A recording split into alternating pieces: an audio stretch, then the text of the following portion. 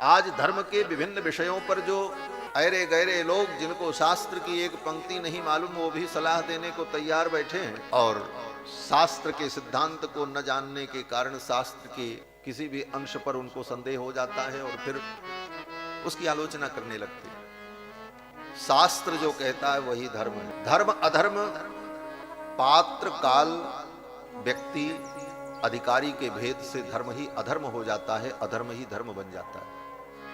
एक ही वस्तु किसी के लिए धर्म भी होती है, दूसरे के लिए अधर्म भी। पान खाना धर्म भी है और पान खाना अधर्म भी है।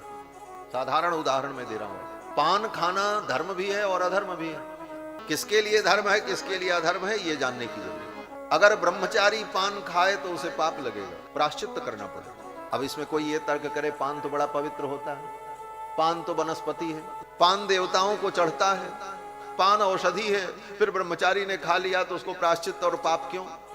मतलब इसका कोई उत्तर नहीं। इसका एक ही उत्तर है, शास्त्र की आज्ञा है इसलिए बस। ब्रह्मचारी पान खा ले तो उसको पाप लगेगा, प्रायश्चित करना पड़ेगा, और गृहस्थ पान खाए तो उसको कोई पाप नहीं लगेगा, उसका धर्म है। तांबूल भक्षण वही है, लेकिन गृहस्थ के लिए धर्म, ब्रह्मचारी के लिए अधर्म। और केवल ब्रह्मचारी के लिए नहीं, यतिश्च ब्रह्मचारी च विधवा च रजस्वला। ब्रह्मचारी, सन्यासी और विधवा स्त्री और रजस्वला स्त्री अगर पान खाए तो उसे पाप लगे, और इसके अतिरिक्त कोई पान खाए बोले उसको पाप नहीं लगे। ये शास्त्र की व्यवस्था है। कल भी एक उदाहरण आया था। गृहस्थ अग्नि में हवन करे तो उसके लिए धर्म है, और सन्यासी उसी अग्नि में हवन करे तो उसको पाप लग जाएगा। अब आप कैसे कहोगे कि अग्नि में हवन करना पाप है? महाराष्ट्री बैठे थे दंडी स्वामी जगत गुरु जी महाराज। अब अगर वो हवन करना चाहें तो हवन करें, और ज्यों ही हवन करेंगे तो शास्त्र कहेगा इनको पाप लग गए। अब आप कैसे तर्क करोगे, भाई हवन करना इतना अच्छा काम है, क्यों पाप लग गया? बोले इसलिए पाप लग गया कि उनका अधिकार नहीं था। जिसके लिए जो अधिकृत कर्म है वह उसका कर्म है। तो मृगया करना ये क्षत्रियों का धर्म है। दूसरा कोई शिकार करे उसको पाप लगेगा, लेकिन क्षत्रिय शिकार करे उसको पाप नहीं लगेगा। उसके लिए शास्त्र ने यही धर्म कहा।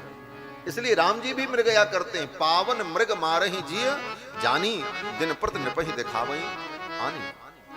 गोस्वामी जी महाराज की पंक्ति, ये भगवान का धर्म है, क्षत्रियों का धर्म है।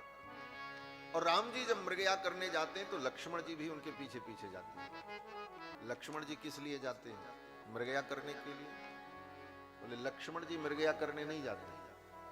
लक्ष्मण जी अपने लिए कुछ करते ही नहीं, उनका शेषत्व धर्म है। धर्म उनका शेषत्व है। जो कुछ करते हैं भगवान के लिए। यद्यपि लक्ष्मण जी भी क्षत्रिय हैं, अगर वो मृगया करें तो कोई दोष नहीं है, परंतु लक्ष्मण जी महाराज भगवान के साथ केवल भगवान के सेवा के लिए जाते हैं, भगवान के कार्य में सहयोग के लिए जाते हैं। वो जानते हैं मेरा अपना कोई प्रयोजन नहीं है, मैं तो इनके लिए हूं बस। लक्ष्मण जी भी उनके पीछे पीछे चल पड़े, और धनुष बाण भी लिए हैं, घोड़े पर बैठे भी हैं लक्ष्मण जी। स्वरूप वही है, लेकिन मृगया नहीं करते। राम जी जहां जहां मृगया करने के लिए जाते हैं, उनके पीछे पीछे धनुष बाण लेकर घोड़े पर सवार होकर राम जी की सेवा में, उनकी सुरक्षा में, उनके संरक्षण में लक्ष्मण जी लगे। ये उनका धर्म है। यथा ही हयमारूढ़ो मृगयाम याति राघवः अथैनम पृष्ठतो भेति स धनु परिपालयन्। धनुष बाण लेकर रघुनाथ जी की सेवा के लिए उनके साथ जाते। लक्ष्मण जी ने अपने लिए कुछ जीवन में किया ही नहीं, और जीव का यही स्वरूप है। हम अपने लिए क्या करें? अपने लिए हम है ही नहीं है, हम तो भगवान के लिए। इसीलिए लक्ष्मण जी का एक नाम ही शेष है, शेषावतार। और वही शेषावतार भगवत पाद श्री रामानुजाचार्य के रूप में इस धरती पर प्रकट हुए, जिन्होंने वैष्णव धर्म का सर्वत्र विस्तार किया। उस शेषत्व धर्म को उन्होंने अपने उपदेश के माध्यम से जगत को बताया। तो लक्ष्मण जी महाराज का जो धर्म है, ये विशेष धर्म है, भगवत शेषत्व। और जो तीसरे भाई हैं श्री भरत जी महाराज, आप कहोगे तीसरे लक्ष्मण जी हैं, दूसरे हैं भरत जी। राम जी के बाद भरत जी के बाद लक्ष्मण जी, बाद में शत्रुघ्न जी। लेकिन हमारे वैष्णव सिद्धांत में श्री राम, श्री लक्ष्मण, श्री भरत, श्री शत्रुघ्न ये क्रम माना जाता है। आप कहोगे जन्म तो पहले भरत भैया का हुआ, फिर लक्ष्मण जी को पहले क्यों माना? बोले लक्ष्मण जी को पहले इसलिए माना कि ये चारों भाई जब गर्भ में आए तो गर्भ में आने का इनका जो क्रम था, सबसे पहले राम जी गर्भ में आए और राम जी के बाद लक्ष्मण जी गर्भ में आए और तब भरत जी मां के कई के गर्भ में आए। इसके बाद शत्रुघ्न जी गर्भ में आए। जन्म भले भरत जी का पहले हुआ, लेकिन गर्भ में आगमन लक्ष्मण जी का प्रथम हुआ। क्यों? बोले जब हवि का वितरण हो रहा था तो हवि के वितरण में सबसे पहले प्रथम भाग दशरथ जी महाराज ने महारानी कौशल्या को दिया। फिर परंपरा के अनुसार, मान्यता और सिद्धांत के अनुसार द्वितीय पत्नी श्री सुमित्रा जी, महारानी के कई छोटी पत्नी, तृतीय पत्नी। प्रथम अधिकार महारानी कौशल्या का था, इसलिए हवि का आधा भाग कौशल्या जी को दिया और आधी हवि जो थी उसका आधा करके सुमित्रा जी को दिया। सुमित्रा जी ने जब प्राशन कर लिया तो जो आधे का आधा बचा था, 1/4, चौथाई, उसका 2 हिस्सा किया और 1 हिस्सा महारानी केकई को दिया और 1 हिस्सा जो बचा था उसको उठा करके फिर सुमित्रा जी को दे दिया। यह क्रम था। इस क्रम के अनुसार 4 रूपों में भगवान गर्भ में आए तो प्रथम राम जी आए, फिर लक्ष्मण जी आए, फिर भरत जी आए, फिर शत्रुघ्न जी आए। इसीलिए लक्ष्मण जी को रामानुज कहा जाता है। राम के अनुज ये हैं, उनके अनु माने पश्चात, जो पश्चात आया वो अनुज।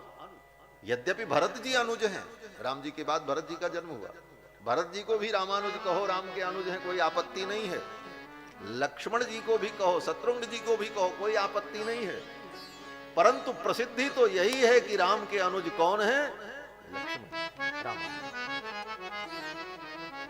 ये लक्ष्मण जी की विशेषता है। तो लक्ष्मण जी महाराज का धर्म भगवत शेषत्व, और क्रम से जब हम नाम भी लेते हैं तो पहले लक्ष्मण जी का ही नाम आता है। अगर कोई पूछे दशरथ जी महाराज के 4 पुत्रों का नाम बताओ तो सामान्य व्यक्ति भी यही कहेगा, राम लक्ष्मण भरत शत्रुघ्न।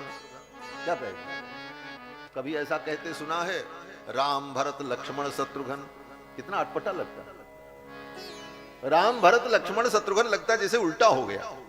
सीधे सीधे तो यही कहते बनता है, राम लक्ष्मण भरत शत्रुघ्न, राम लक्ष्मण भरत शत्रुघ्न।